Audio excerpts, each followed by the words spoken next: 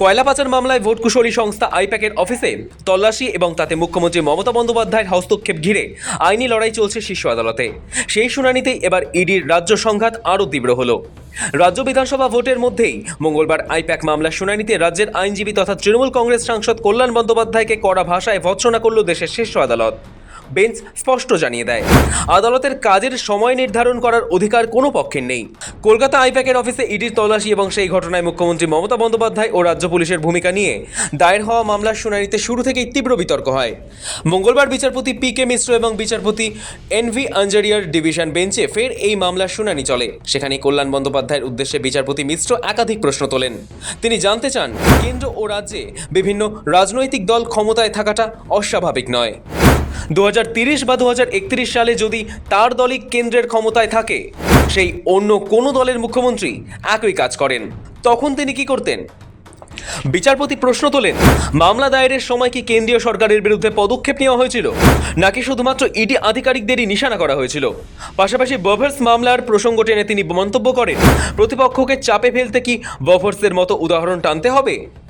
বিতর্ক আরও বাড়ে যখন কল্যাণ বন্দ্যোপাধ্যায় অতীতে একটি মন্তব্য টেনে এনে নির্বাচনের সময় আদালতের হস্তক্ষেপ নিয়ে প্রশ্ন তোলেন।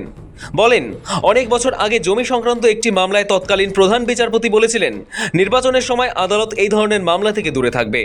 এই মন্তব্যের জবাবে বিচারপতি মিশ্র স্পষ্ট ভাষায় জানান, আদালতের কাজের সময় বা অগ্রাধিকার নির্ধারণ করার অধিকার কারণ নেই। তার কথায় আদালত নির্বাচন থেকেও দূরে থাকবে, আবার অপরাধ থেকেও। কল্যাণ বন্দ্যোপাধ্যায় ঠিক করতে পারেন না, এই ধরনের কথা বলার অনুমতি দিতে পারে না আদালত। বিচারপতি মিশ্র স্পষ্ট বলেন, আদালত কোনো রাজনৈতিক দলকে জেতাতে চায় না, আবার কোনো অন্যায় বা অপরাধের অংশীদার হতে চায় না। সিদ্ধান্ত নেওয়ার কোনো নির্দিষ্ট সময় নেই। মঙ্গলবার প্রথম পর্বে শুনানির সময় খোদ মুখ্যমন্ত্রী মমতা বন্দ্যোপাধ্যায়ের ভূমিকা নিয়েও প্রশ্ন তুলেছিলেন দেশের সর্বোচ্চ আদালত।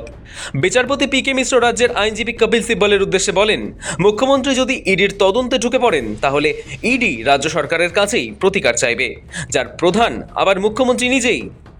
বিচারপতি পি.কে. মিশ্র বারবার ইঙ্গিত দেন, এখানে অভিযোগের গুরুত্ব খতিয়ে দেখা দরকার। বিচারপতি বলেন, অভিযোগ তো রয়েছেই, তার ভিত্তি আছে বলেই তদন্তের দাবি উঠেছে। বিচারপতি পি.কে. মিশ্র আরও বলেন, ইডির আধিকারিকদের সঙ্গে যদি অন্যায় হয়ে থাকে, তাহলে তাদের অধিকার নিয়েও ভাবতে হবে। সুপ্রিম কোর্ট জানায়, এই মামলায় দুটি আলাদা অভিযোগ রয়েছে। একটি হলো বেআইনি আর্থিক লেনদেন সংক্রান্ত তদন্ত, অন্যটি সেই তদন্ত চলাকালীন ইডি আধিকারিকদের বাধা দেওয়ার অভিযোগ। এই দুটিকে এক করে দেখা যাবে না। মঙ্গলবার মামলার শুনানি শেষ করে আদালত জানিয়ে দিয়েছে, পরবর্তী শুনানি হবে আগামী এপ্রিল মাসে। ফলে নির্বাচনের মুখে এই মামলার গুরুত্ব আরও বাড়ল নিঃসন্দেহে। ব্যুরো রিপোর্ট, সময়, কলকাতা।